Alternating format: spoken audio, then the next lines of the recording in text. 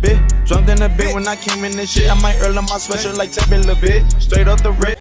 Ladies and gentlemen, welcome to the Satchmoe Show. Here with your host, Showtime Satch. We're here to break down ESFL 125. So let's go ahead and get right into it. You know, one of the bigger headlines going into that fight, EK Spider versus KMADJUST. You know, a lot of people said, including myself, I said it's going to be a technical war, and that's exactly what we got.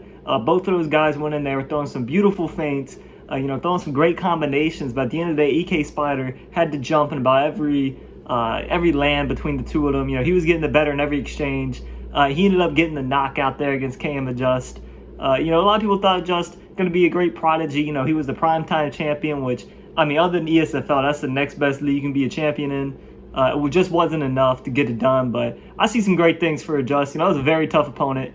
To go in there for your first ESFL fight and fight just a wizard like that, EK Spider, you know, he's got the movement, the combos, he's got everything going for him, but despite that, EK Spider able to pull off a beautiful, I mean, honestly, some would say an upset victory with how hot KMADJUST was going into this camp, but, Spider got the win.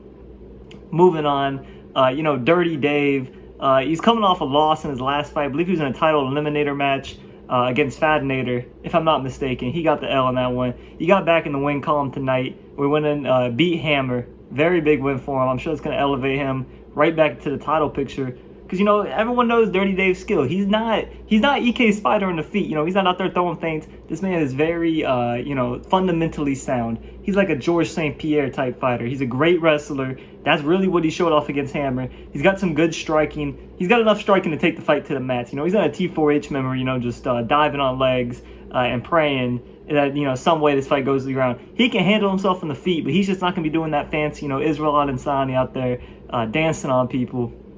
He gets the job done, and that's what he did against Hammer. I think he got a decision victory, if I'm not mistaken. He just went out there, put on a solid performance. And, we can go on to the main card here. A lot of people were excited. CIA WEBCAM, EK TRICKZY. And honestly, I was disappointed. This fight was supposed to be, some great fight. There was a couple rocks in there. These guys were scared to exchange with each other. It's like they didn't want to get hit. And at the end of the day, when no one wants to fight, you go to a decision. It was a split decision. A WEBCAM took the victory. I thought that was controversial. If you ask me, I thought TRICKZY was getting the better of him, but I think a late takedown in that fight really secured the win for WEBCAM. Overall, it's disappointing in both fighters. No one's getting a title shot after that fight. If you want a title shot, man, if you're in that 5 to 10 range as a fighter, you got to go earn it. You're not giving it whatever, put on SNOOZEFEST fights with Kamaru Usman sitting there throwing jabs and, just talking shit the whole time. That's not how you get title shots in this game. You got to go out there and earn it. These fighters did not do it. Hopefully they learn from their mistakes and come back better, because we know how talented TRICKZY can be. I really just don't think that was the right fighter choice for him. I think about it, that's the worst person. If I'm TRICKZY, Usman is the last person. Maybe he was challenged. Maybe someone bet him in the locker room saying, hey, I bet you can't beat WEBCAM with Usman. But, that's what happens. You lose those fights when you use fighters that don't match your skill set. Moving on in the main event, Blake Tyler, ladies and gentlemen, he is back and he is ready to go. Put this man in a title shot immediately. EK Slick is a very competent opponent, This man, he's got skills. He can strike with the best of them, but Blake Tyler was on a whole nother level tonight. He destroyed EK Slick. Every exchange, Blake Tyler was hitting him, 2, 3, 4 strikes. And, Slick was lucky to get a jab in there, and I can't blame him. I think if he had that performance against ZYAFVS, I think he would have won. He looked that great out there tonight, proving I think he's the best striker in the game. He went out there and proved it tonight. If you saw those combinations, man, I don't know who else is doing that. And, as long as he keeps the fight on the feet, he's winning it against anybody, in my opinion. He needs to be an immediate title shot. However, we do know ZYAFVS is taking the week off, so I say there is no right place for this man unless it's in a title fight. Put up an interim belt and let this man go fight for the title he deserves. He went out there and dominated in the Masvidal mirror match, got a 3rd round knockout, and he just looked beautiful all throughout. And, moving on here, we had the co-main event, Gamp versus KM Intro. And this was a really high-level fight. A lot of people expected KM Intro to pressure Gamp. Gamp's going to have to use that creative striking he's known for. It went nothing like that. Gamp went out there, shot a double leg, and just beat the shit out of this dude continuously until the ref had to get in there and stop it. This man was side control, just bop, bop, bop, bop, tossing them elbows down, winning the mount, bop, bop, bop, bop. hitting him with everything he's got. Intro was just, he was trying to find a way out of that fight, and I don't blame him. That man got demolished on the ground. And I'm sure it really didn't have anything to do with the skill level. I'm sure Intro was shocked the fight even touched the ground in the first place, and the fact that Gamp held it there, you know, it's not something we normally see. You know, Gamp's had some flashes in fights, you know, he'll hold someone down for a minute or two, get some good strikes in there.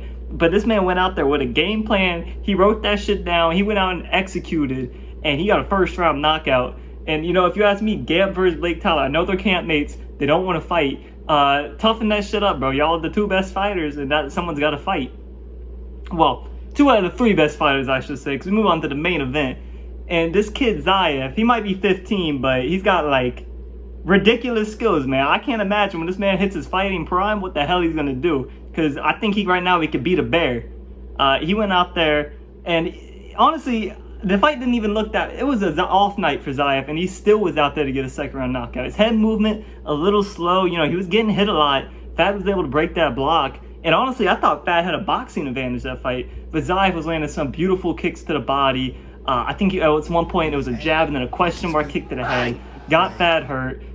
Beautiful, like just spinning body kicks. Man was out there looking like Edson Barbosa, the way he was kicking. And then, you know, I'm sure Fat was feeling his movement. You know, was feeling his boxing because ZYAF kept his head in the line right when you least expect it. Pulled that shit back. Got the uppercut. And it was about over from there. And, you know, with ZYAF taking a break, it really begs the question, you know, who's the next best challenger? I think Blake Tyler and Gamp gonna have to settle that. Who gets to fight him next? Have a little camp war.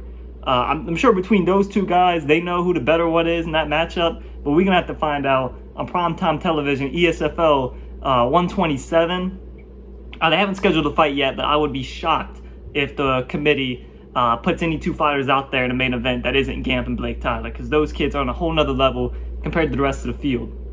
You know, that's about all we have here for the Monday show, the Satchmoe Show, here with Showtime Satch. I will see you guys in the next one.